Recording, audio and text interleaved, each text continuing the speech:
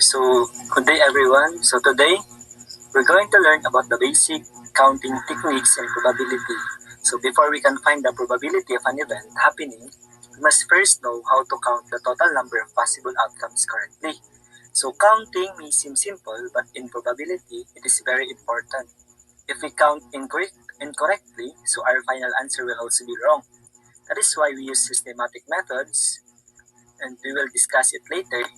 And these techniques help us answer questions like in how many ways can something happen? How many possible outcomes are there? How many ways can we arrange or choose objects? So next. But first, let's read the objectives. So Miss Villarubia, can you read our learning objectives?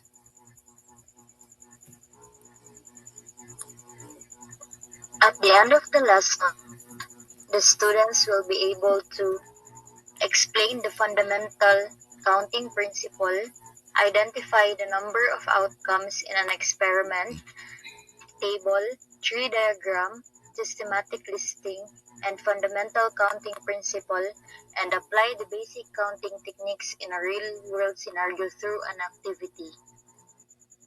Okay, thank you for that. So next, for our next slide. So let's have a review. So what is the basic concepts of counting methods and techniques used in solving problems involving experiments? So counting techniques help us know how many possible outcomes an experiment can have. Let's have, for example, the fundamental counting principle. So it multiply when events happen one after another. For example, is like there are 3 shirts and 2 pants. So they are 6 outcome, or there are 6 outfits.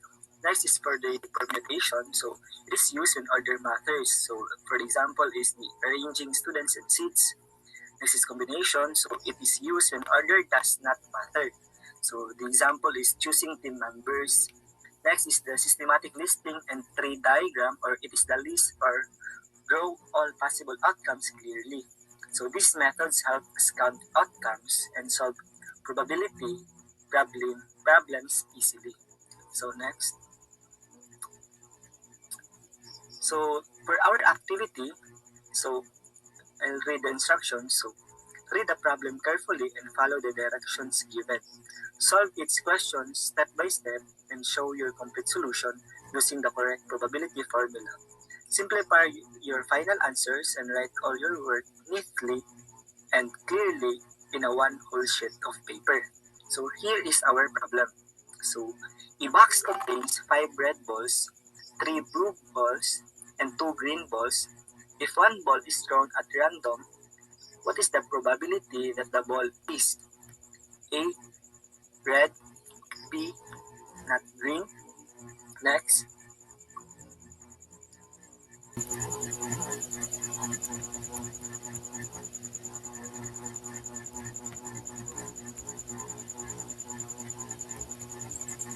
So now let's talk about the analysis part. So we have here a question. So Mr.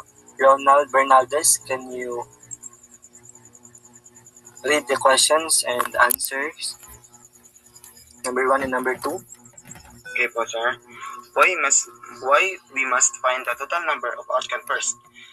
First, we need to find the total number because if without knowing the total numbers of outcomes, we cannot determine how likely an event is relative to all positive results, or we cannot, or in short, dili na to ma-solve ang isa ka problem if dili na to ma-pan ang total possible outcomes. Number 2, why the probability of any event must always be between 0 and 1. Remember that the number of favorable outcomes cannot be negative, and also the favorable outcomes cannot be exceed to the total number of outcomes. So natay 0 or equal to the favorable outcomes or less than or equal to total outcomes. It means that ang 0 is represents as the impossible event, while the 1 is the certain event, or amo tong highest possible. That's all po, teacher. Okay, thank you for that insight, Mr. Bernaldez. So can we proceed to the another slide? So for our abstraction, so what is the basic counting techniques in probability? So first, we have a tree diagram. So tree diagram, it is a basic counting technique which shows all possible outcome in an event with branches. So next is the systematic listing, or a way of finding possible outcome of an event in an organized and systematic way. And lastly is the fundamental counting principle. If one thing occurs in m ways and a second thing can occur in n ways, the third thing can occur in a p ways, and so on, then the sequence of things can occur in mx and xp ways. So in short, the tree diagram is a list or draw all the possible outcomes clearly. And the systematic listing is this method help us to count outcomes and solve probability problem easily. And the fundamental counting principle is it is when you multiply events happen after one another. So that's it, no? So next slide.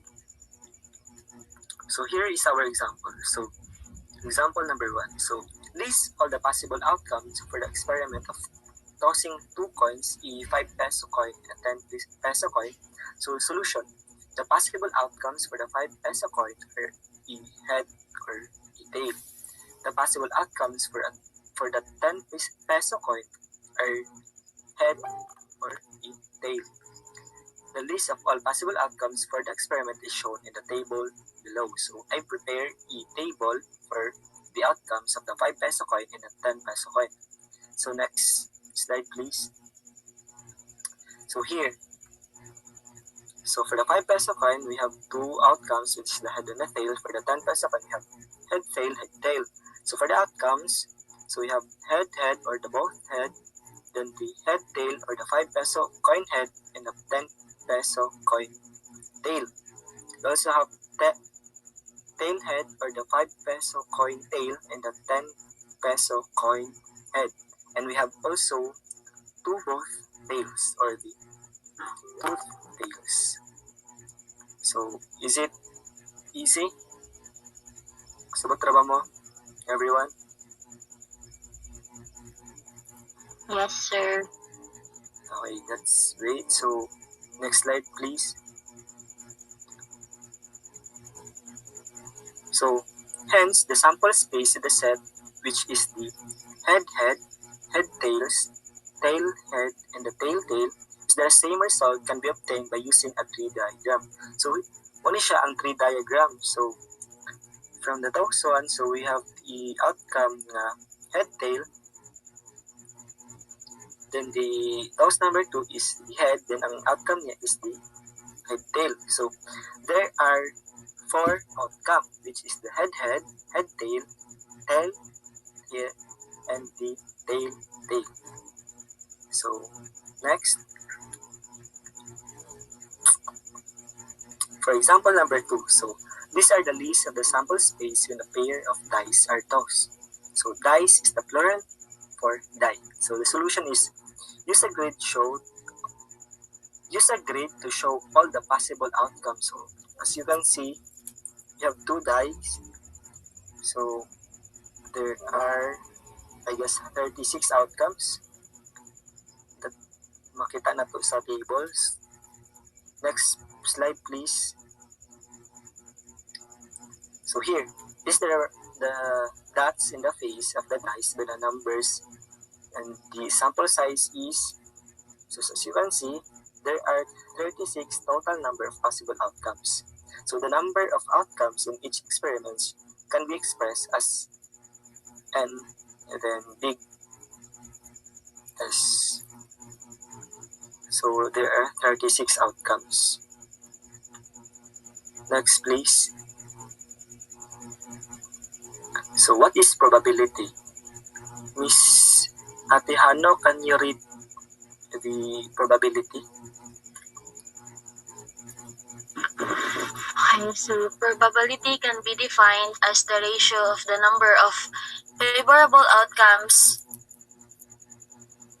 to the total number of outcomes of an event.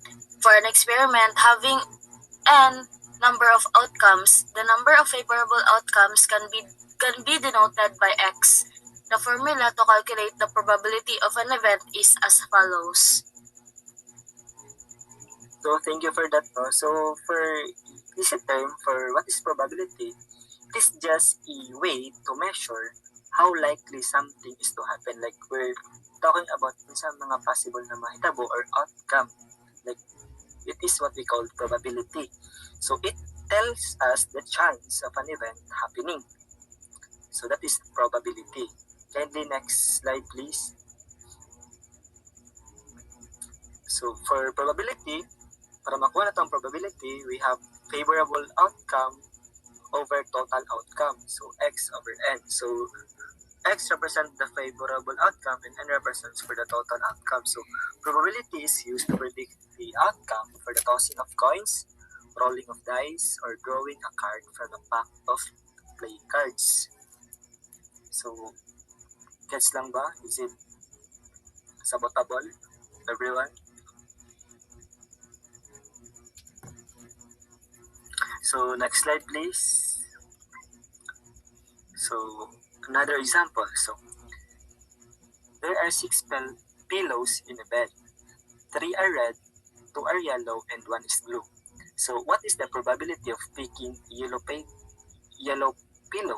So, the solution is the probability is equal to the number of yellow pillows in the bed and divided by the total number of pillows. So, we have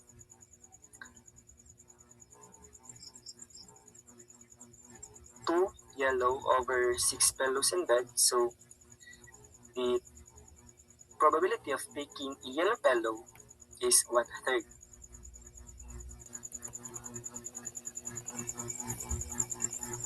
We just need to divide it or something like that so that we can find the probability. Next slide please. So for the application, I will give you 10 minutes to answer this. So I will read the instructions. So the class will be divided into 4 groups, which each group will work collaboratively to solve the probability problems.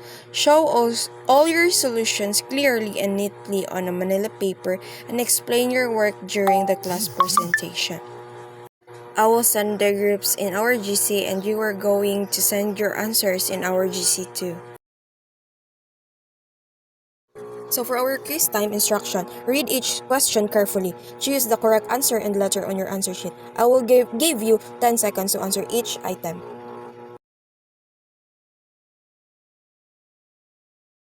So your timer starts now.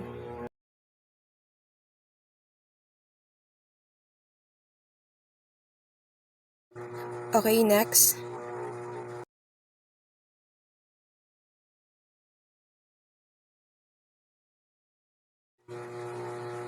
Next.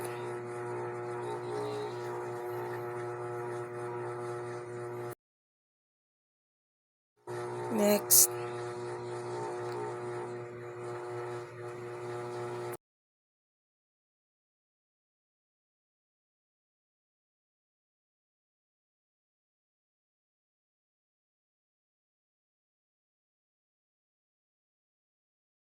So the importance of basic counting techniques and probability is first decision making, which helps in making logical and informed decisions based on possible outcomes. Next is problem solving, which it used to calculate the number of possible agreements or selections in real life situation.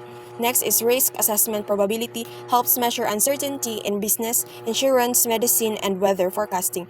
Foundation of advanced mathematics is essential for studying statistics, data analysis, and higher level mathematics. And lastly, the daily life application used in games, elections, surveys, genetics, and predicting events. So, in short, counting techniques helps us know how many outcomes are possible, and probability help us know how likely those outcomes are.